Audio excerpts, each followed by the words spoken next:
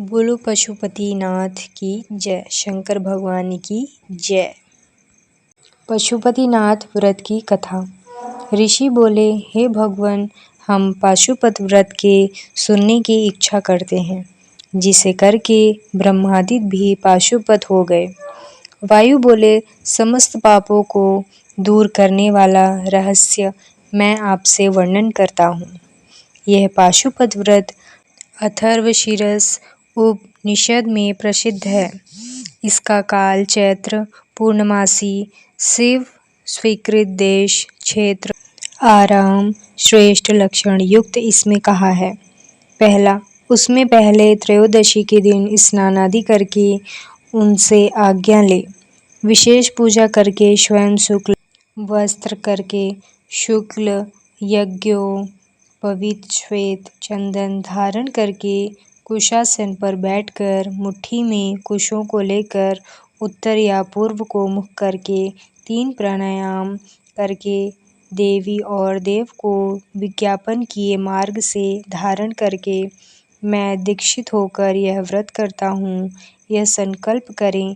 जब तक शरीरपात हो अथवा 12 वर्ष, 6 वर्ष, 3 वर्ष अथवा 12 मास तक 6 3 अथवा एक ही निमित्त विधि पूर्वक अग्नि को लेकर घी, समिध और चरु से यथा योग्य हवन करें।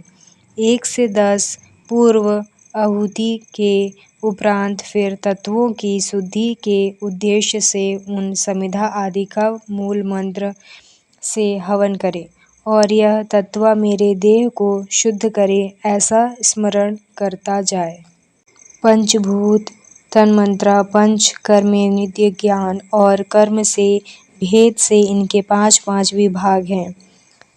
त्यजादि 7 धातु, प्राणादि, वायु, मन, बुद्धि, अहंकार, गुण, प्रकृति, पुरुष, राम, विद्या, कला, नियति, काल, माया, शुद्ध विद्या, महेश्वर, सदाशिव, शक्ति और शिव तत्व, यह कर्म से तत्व कहे हैं। इन विरजा मंत्रों से हवन करके वाला पाप रहित हो जाता है, शिव जी के अनुग्रह को प्राप्त होकर ज्ञानवान हो जाता है।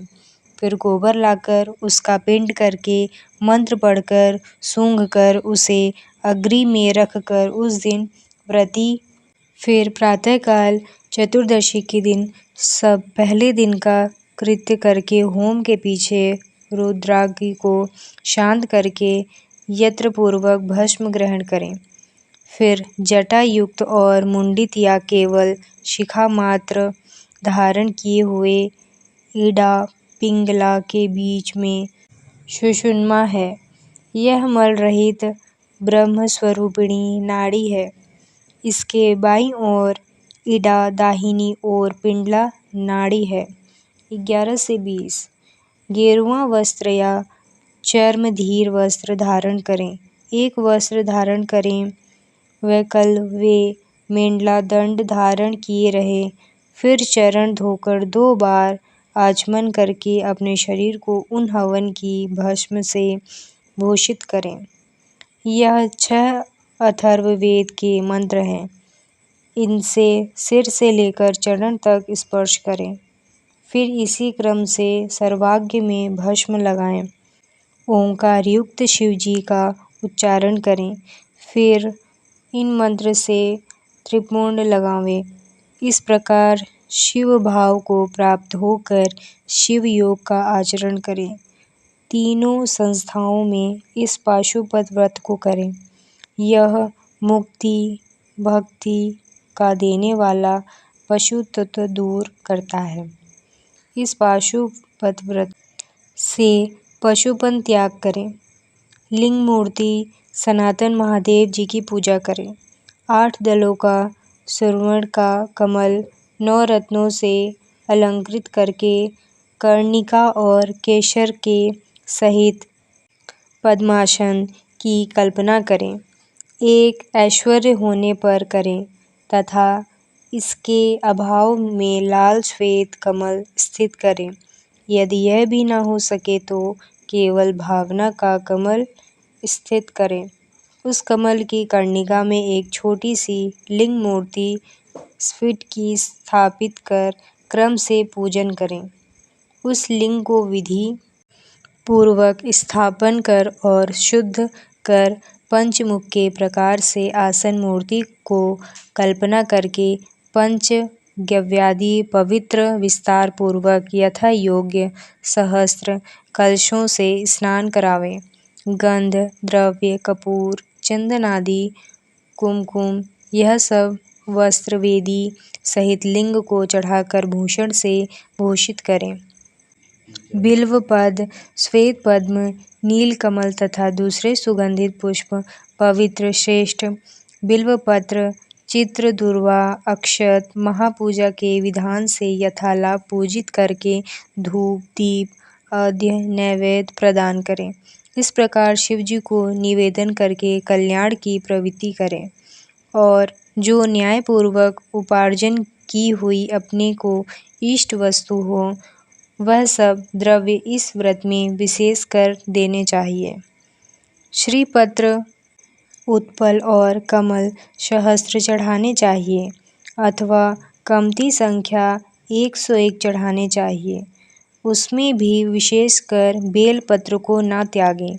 एक ही सुवर्ण का कमल सहस्त्र कमलों से विशेष है और नीलोप्त लादी कमलें बेलपत्र के समान हैं और दूसरे फलों का नियम नहीं यथालाभ निवेदन करें। अष्टांग अद्रश्रेष्ठ है। विशेषकर धूप देनी चंदन लगाना कृष्ण अगरु अघोर नामक मुख में संध्योजान में मलशीला वामदेव मुख में चंदन पौरुष में हरिताल ईशान में भस्म इस प्रकार कोई आचार्य आलेपन कहते हैं। कोई धूपांतर के विधान से धूप नहीं मांगते हैं कि अघोर के मुख में श्वेत अगरु पुरुष के मुख में काला अगरु संध्योजान के मुख में गुग्गुल सौम्य के मुख में सुगंधित द्रव्य ईशान के उशिरादि की धूप विशेष करके देनी चाहिए। मुख कपूर कपिला गौ के घृत में मिलाकर देनी चाहिए। चंदन अगरु कष्टादि वह सामान्य कहा है। कपूर प्रति घी के दीपक देने चाहिए। इसके उपरांत प्रत्येक मुख की ओर अग्न और आचमन देनी चाहिए। प्रथम आवरण से क्रम से गणेश और कार्तिकेय का पूजन करना चाहिए। फिर ब्रह्मा प्रभृति अंगादि का पूजन करें। इस प्रकार प्रथम आवरण की पूजा करने पर दूसरे आवरण में चक्रवर्ती विघ्नेश की पूजा करनी चाहिए। तीसरे आवरण में भव आदि अष्टमूर्तियों का पूजन करना चाहिए। चौथे आवरण में महादेवादियों का तथा 11 रुद्रों की सब गणेश्वरों की पूजा करनी चाहिए। पद्म के बाहर 5 आवरण के क्रम से अस्त्र और अनुचरों के साथ 10 दिक्पालों की पूजा करें। ब्रह्मा जी के मानसिक पुत्र और सब ग्रह समस्त देव देवी का सर्व आकाशचारी सब पातालवासी और सब मुनीश्वर सब मुख्य योशीश्वर 5वें आवरण में मात्र कलाओं के साथ पूजें। गणों के सहित क्षेत्रपाल और यह सब चराचर जगत शिवजी के प्रति से शिवजी की विभूति जानकर पूजें। आवरण पूजा के अंत में परमेश्वर को पूजन करके घृत व्यंजन युक्त हवि शाकादि मनोहर वस्तु निवेदन करें। मुख सुगंधित के निमित्त तांबूल रोचक द्रव्य से सहित दें। फिर अनेक प्रकार के पुष्प और भूषणों से अलंकृत करके नीराजन के अंत में पूजा का विस्तार समाप्त करें। फिर सामग्री सहित पान पत्र दें और शयन निवेदन करें। चंद्रमा के समान हार उज्ज्वल शयन स्थान में रखें और भी सब योग्य पदार्थ राजाओं के समान स्थित करें। यह कार्य स्वयं करें या ऋतिजुओं से कराकर हवन और पूजन के पीछे प्रार्थना स्तोत्र जप करके पंचाक्षर विद्या को जपें, प्रदक्षिणा करें और परमात्मा की पूजा करें। फिर शिव जी के सम्मुख ही गुरु और ब्रह्मा का पूजन करें। फिर अर्घ्य या 8 फूल देकर देव को लिंग से विसर्जन करके अग्नि मंत्र से अग्नि की रक्षा कर कर उसे भी विदा करें। इस प्रकार यह सब कृत्य प्रतिदिन करें। फिर सब सामग्री सहित कमल युक्त लिंग अपने गुरु को दे दें अथवा शिवालय में स्थापन करें। फिर वह व्रती अपने दूसरे गुरुजनों का पूजन करके समर्थ होकर तो भक्त, ब्राह्मण और दीनों को संतुष्ट करे। आप या तो भोजन न करें अथवा फल और मूल भोजन करें। दूध पिएं, भिक्षा खाएं, केवल एक बार भोजन करें। रात्रि में सदा नियत भोजन करें और पवित्र होकर पृथ्वी पर शयन करें। भस्म या तृण पर शयन करें अथवा चीर व अजीर्ण मृग चर्म पर शयन करें। ब्रह्मचर्य पूर्वक इस व्रत को समाप्त करें। रविवार, आर्द्रा नक्षत्र के दिन, अमावस, पूर्णमासी, अष्टमी और चतुर्दशी को सामर्थ्य हो तो उपवास करें। पाखंड, पतित, उदक्या, रजस्वला, सूतिका आदि को मन से भी स्मरण न करें, ना वाणी से उच्चारण करें। क्षमा, दया, सत्य, अहिंसा और शील युक्त सदा रखें। संतुष्ट, शांत रहें और तप तथा ध्यान में सदा मन लगावें। तीनों काल स्नान करें अथवा भस्म स्नान करें। मन वचन क्रम से विशेष पूजा करें। बहुत कहने से क्या, व्रती कुछ भी अमंगल बात न करें। प्रमाद हो जाने से आचार में गुरु लघु का विचार करके पूजा, होम, यज्ञ से उसका उचित प्रायश्चित करें जब तक वह व्रत समाप्त न हो। कुछ भी प्रमाद न करें। गोदान, वृषस्व, पूजा धन के अनुसार सब कामना से रहित होमन भक्त शिव जी की प्रति निमित्त शब्द करें। यह व्रत की विधि सक्षम के सामान्य कही है। प्रति मास में जो विशेष है सो क्रम से कहती हूँ। वैशाख में हीरे का लिंग, आषाढ़ में मोती का, श्रावण में नीलम का, भाद्रपद में पद्मराग मणि का, अश्विन में गोमेद का, कार्तिक में मूंगे का, अगहन में वैडूर्य का, पौष में पुष्परा का, माघ में घुमड़ी का, फाल्गुन में चंद्रकांत मणि का और चैत्र में इसी मणि का अथवा रत्न न मिले तो सब महीनों के सुवर्ण लिंग की पूजा करें। उसके अभाव में चांदी, तांबा अथवा शीला के लिंग का पूजन करें। यह भी न हो तो मिट्टी का अथवा किसी वस्तु का लिंग पूजें। सभी मूर्ति गंधमय बनावें अथवा जैसी रुचि होवे सो बनावें। व्रत के अंत में अपना नित्य कर्म समाप्त करके सदाचरण युक्त व्रती पुरुष शिव और आचार्य का पूजन करें। आचार्य की आज्ञा से पूर्व उत्तर मुख होकर बैठें। कुश का आसन, कुशा की हाथ में लिए प्राण अपान वायु को रोककर शक्ति के अनुसार मूल मंत्र को जप कर उमा सहित त्रमग्य देव का यान करके आज्ञा लेकर हाथ जोड़कर कहें, हे भगवान, आपकी आज्ञा से इस व्रत का त्याग करती हूँ। यह कहकर लिंग मूल से कुशों को उत्तर भाग में विसर्जन करें। फिर दंड, जटा, चीर, मेखला को भी त्याग करें। विधि पूर्वक आचमन करके पश्चाक्षर मंत्र का उच्चारण करें। जो देहांत कर देहांत तक इस दीक्षा को सावधानी से करता है, इस व्रत को करता है, वह नैशिष्य व्रती कहलाता है। वही आश्रमों श्रेष्ठ महापशुपाल व्रती कहलाता है। वही तपस्वियों में श्रेष्ठ और महाव्रती है। उसके समान मुमुक्षुओं के कोई कृत्य नहीं है। जो यदि नैष्ठिक होकर यह उत्तम नैष्ठिक है जो 12 दिन तक भोजन न करके इस व्रत को करे, वह भी तीव्र व्रत के कारण नैष्ठिक के तुल्य हो जाता है। जो शरीर में घृत लगाकर इस व्रत को करता है, 2-3 दिन भी करता है, वह भी नैष्ठिक हो। कोई निष्काम होकर इस व्रत को करता है और उसने निरंतर अपनी आत्मा शिवजी को अर्पण की है, उसके समान कोई दूसरा नहीं है। विद्वान ब्राह्मण भस्म लगाकर महापाप से उत्पन्न हुए पापों से छूट जाता है, इसमें संदेह नहीं। रुद्र अग्नि का जो परम वीर्य है वही भस्म कहलाता है। इस कारण सब काल में भस्म युक्त वीर्यवान होकर जो पुरुष भस्मनिष्ठ है, अग्नि के संगम से उसे सब दोष दूर हो जाते हैं। भस्म स्नान से पवित्र हुआ पुरुष भस्मनिष्ठ कहा जाता है। उसके शरीर में भस्म लगा है और जिसका त्रिपुर्ण भस्म से दीप्तिमान है। भस्म स्नान करके पुरुष भस्मनिष्ठ कह जाता है। भूत प्रेत पिशाच और बड़े बड़े भयंकर रोग भस्मनिष्ठ के समीप से दूर भाग जाते हैं, इसमें संदेह नहीं। पाप दूर करने से, भासमान होने से यह भस्म कहलाता है। वह विभूति पुरुषों को ऐश्वर्य देने वाली तथा परम रक्षा करने वाली है। अधिक भस्म का महात्म्य क्या कहें। व्रती भस्म स्नान करके स्वयं महेश्वर हो जाता है।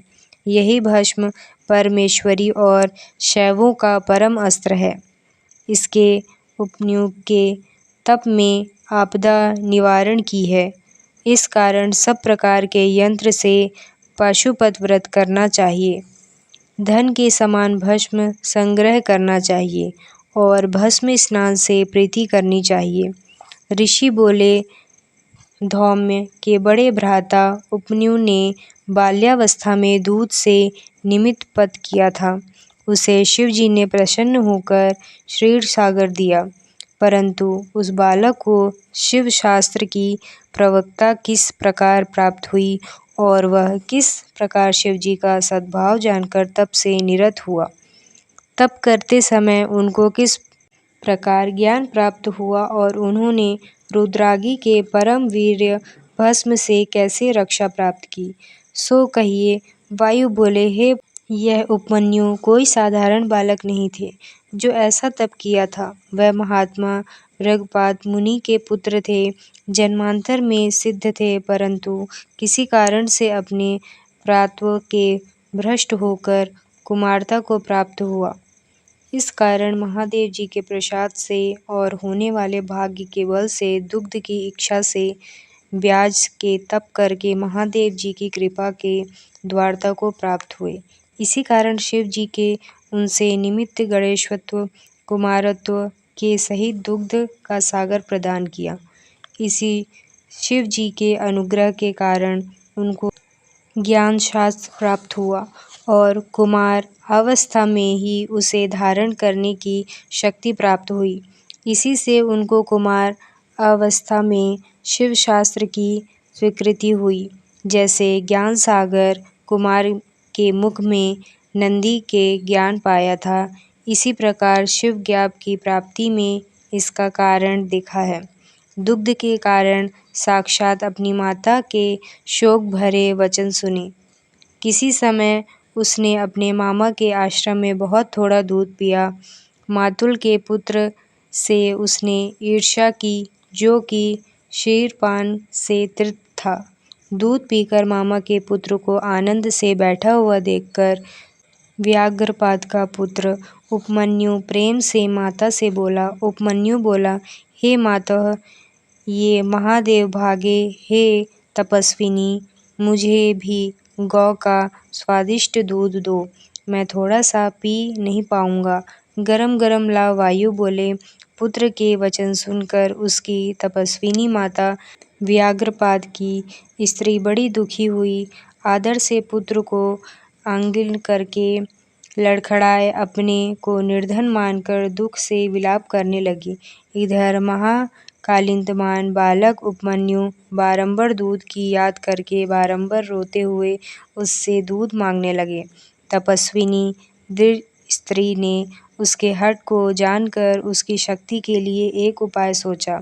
जो बीज उष्ट्रविष्टि से प्राप्त किए थे, उसको देखकर और पीसकर उस मनस्विनी से उसमें जल मिलाया।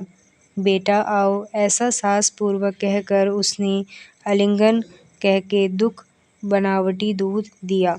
वह बालक माता के दिए बनावटी दूध को पीकर व्याकुल होकर माता से बोला, यह दूध नहीं है।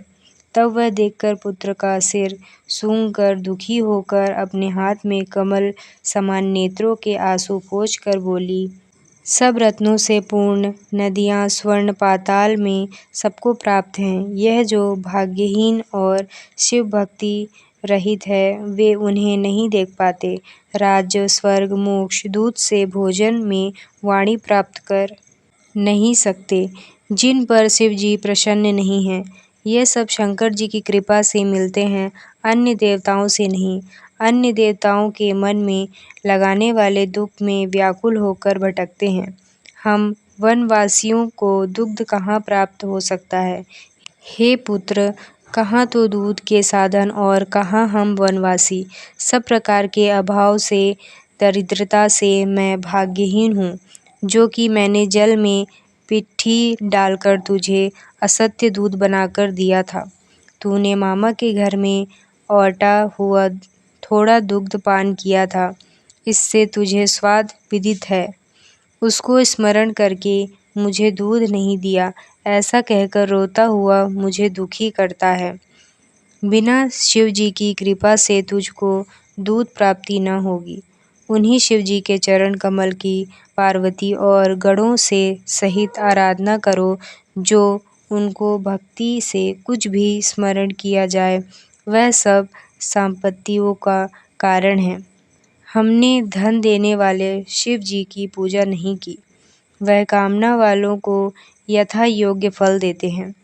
धन के उद्देश्य से हमने पहले शंकर जी को नहीं पूजा, इससे हम दरिद्र हुए और तुम्हें दूध नहीं मिल सका।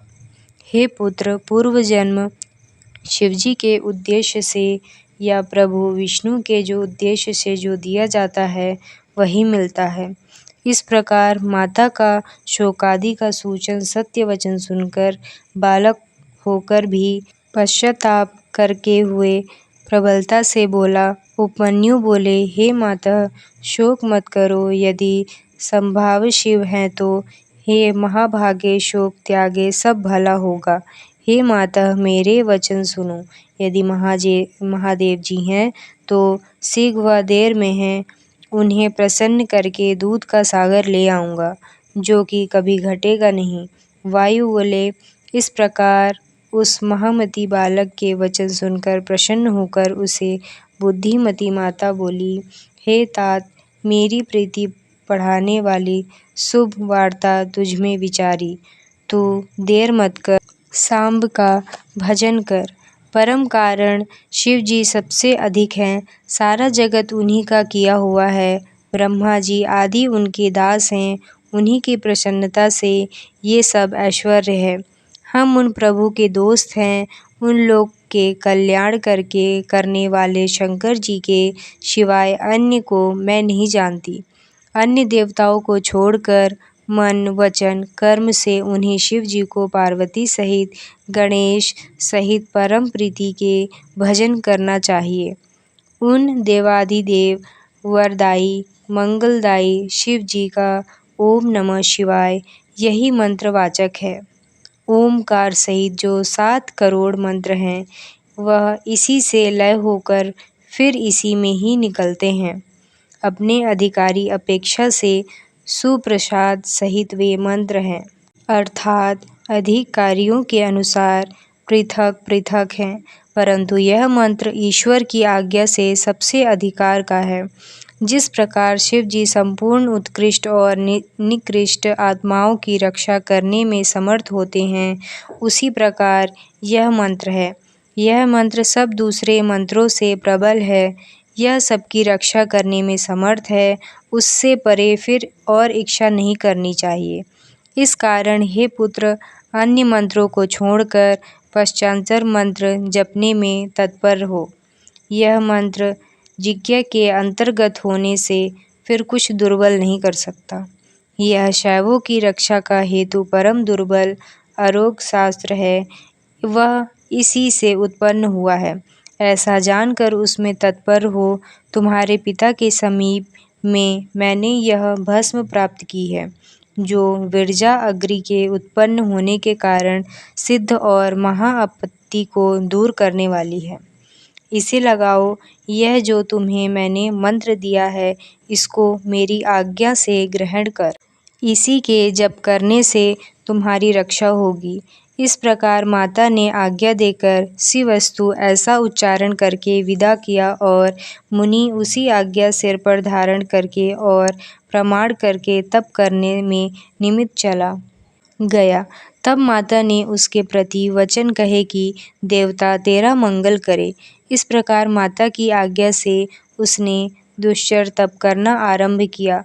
हिमालय पर्वत पर प्राप्त होकर वायु भ्रमण करता हुआ 8 इष्टिकाओं का स्थान बनाकर मूर्तिका का लिंग निर्माण करके वहाँ गण और पार्वती के सहित महादेव जी का आवाहन करते भक्तिपूर्वक पंचाक्षर मंत्र से ही वन के उत्पन्न हुए पत्र और पुष्पों से बहुत काल तक पूजा करता हुआ परम तप और आरंभ किया। इस प्रकार शिवजी के मन में लगाए कृश शरीर उपमन्यु ब्राह्मण श्रेष्ठ को अकेले तप करते हुए देखकर मरीचि ऋषि के श्राप से पिशाचपन को प्राप्त हुए। कुछ मुनि राक्षस भाव से पीड़ित करके उसे तप से विघ्न करने लगे। वह उसने पीड़ित होकर भी किसी प्रकार के तप से करते हुए और सदा नमः शिवाय इस प्रकार आंतरण के समान शब्द करने लगा। उस शब्द को श्रवण करके वह ब्राह्मण कुमार उपमन्यु के तप से चराचर मुनि तथा जगत प्रदीप्त हुए। वायु बोले, तब सब देवता प्रदीप्त अंग होकर वैकुंठ में नारायण के पास हट करने गए। प्रमाण करके सब हल करने लगे। उनके यह वचन सुनकर भगवान पुरुषोत्तम, यह क्या है? इस वार्ता को विचार कर और उसका कारण जानकर शिव जी को देखने की इच्छा में मंदर पर्वत पर गए और देव को देखकर प्रणाम करके हाथ जोड़कर बोले। विष्णु जी बोले, हे भगवान, कोई उपमन्यु नामक ब्राह्मण दुग्ध पाने के निमित्त जगत को दुग्ध करता है। तप करते हुए उस आप निवारण करें। विष्णु जी के यह वचन सुनकर देव महेश्वर जी बोले, आप अपने स्थान को जाइए, मैं बालक का निवारण करूँगा। शिव जी के वचन सुनकर देव वल्लभ विष्णु जी उन सब देवताओं का समाधान करके अपने लोक को चले गए। इसी अवसर पर देव शिव जी इंद्र जी के रूप में उस स्थान पर जाने की इच्छा करने लगे। तब शिव जी श्वेत हाथी पर चढ़कर उस ब्राह्मण के आश्रम में गए। इंद्र वेश का धारण किया। सुर असुर सिद्ध महोरग उनके साथ गए। तब उस विभु के निमित्त बाल व्यंजन से विजित किया गया और वाम हाथी में शची सहित सुरेंद्र के ऊपर श्वेत छत्र धारण किया गया। उमा सहित इंद्र रूपधारी शिव जी महाशोभित हुए और छत्र चंद्रमंडल से शोभित मंदरम के समान शोभित हुए।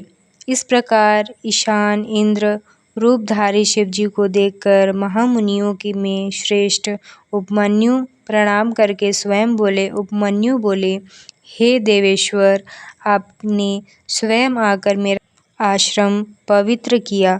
जो आप जगपति देवताओं में श्रेष्ठ इंद्र प्राप्त हुए हों।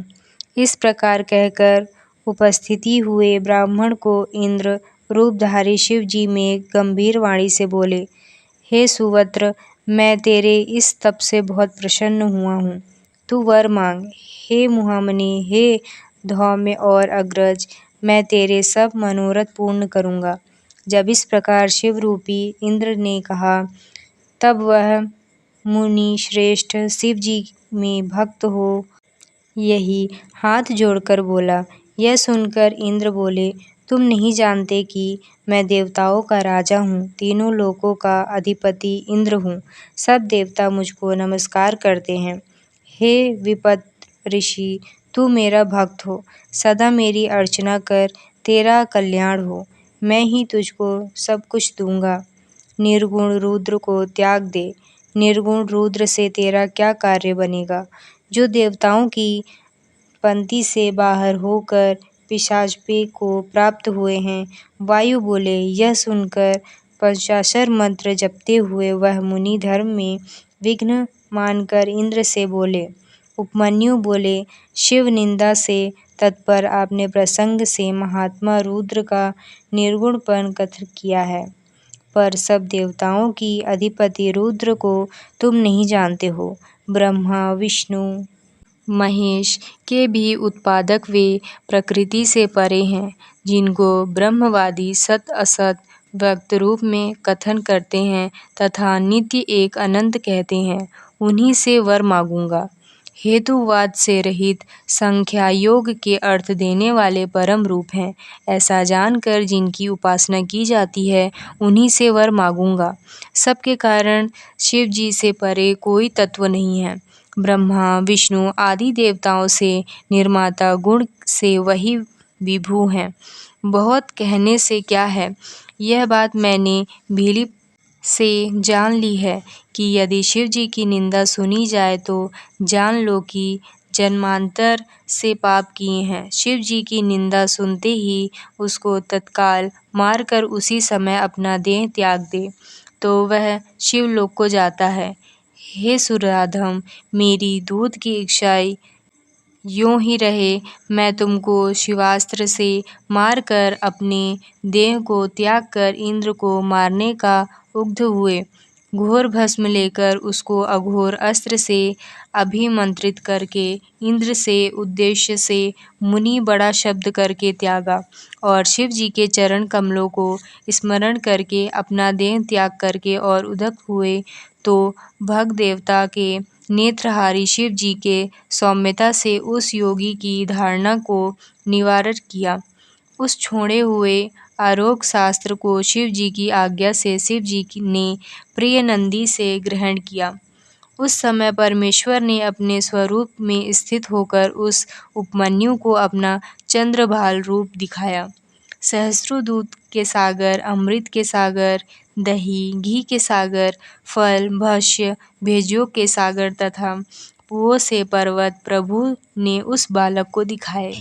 जब उसने शंकर जी को देवी के साथ वृक्ष पर स्थित देखा कि जिनके चारों ओर गणेश्वर स्थित हैं और त्रिशूल आदि से युक्त हैं, तब देवताओं की दुदुम्बी बजी, फूलों की वर्षा हुई। विष्णु ब्रह्मा इंद्रादि देवताओं से सब दिशाएं आच्छादित हो गईं। इधर उपमन्यु भी आनंद के सागर में मग्न होकर भक्ति से नम्र होकर दंड के समान पृथ्वी पर गिर पड़ा। इसी अवसर में भगवान शंकर जी ने यहाँ आओ कहकर हंसते हुए उसे बुलाकर सिंह सूंघकर अनेक वर दिए। शिव जी बोले, हे पुत्र, तुम यथा योग्य भस्म भोज्य अपने बांधवों सहित सदा भोगो, सदा सुखी रहो, दुखों से रहित होकर मेरी भक्ति में तत्पर हो। हे महाभाग उपमन्यु, यह पार्वती तुम्हारी माता है। मैंने तुमको पुत्र बनाकर क्षीर सागर दिया है। मधु दही अन्न घृत भात फल इनके सागर मैंने तुमको दिए। महापुओं से पर्वत भाग्य भोज्य सागर मैंने तुमको दिए। हे महामुने, तुम इनको ग्रहण करो। तुम्हारे पिता महादेव और माता जगदम्बा हैं। मैंने तुमको अमरत्व और निरंतर का गाणपत्य दिया। अब तुम प्रसन्न होकर जो जो मन में हो सो सो वर मांगो, मैं प्रसन्न होकर दूंगा। इसमें विचार की आवश्यकता नहीं।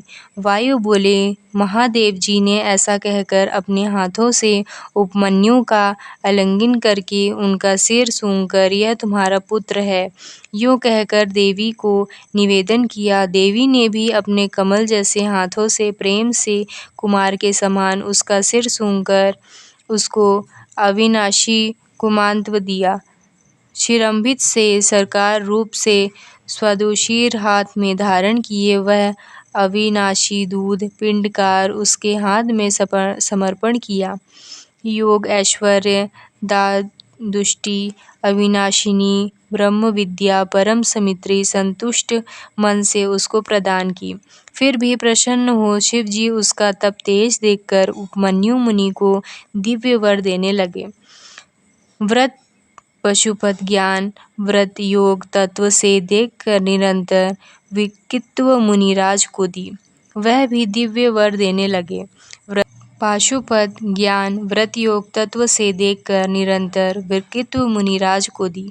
यह भी दिव्य वर और निरंतर रहने वाला कुमारत्व प्राप्त करने उन चतुरता की शिवा से वर पाकर बड़े प्रसन्न हुए।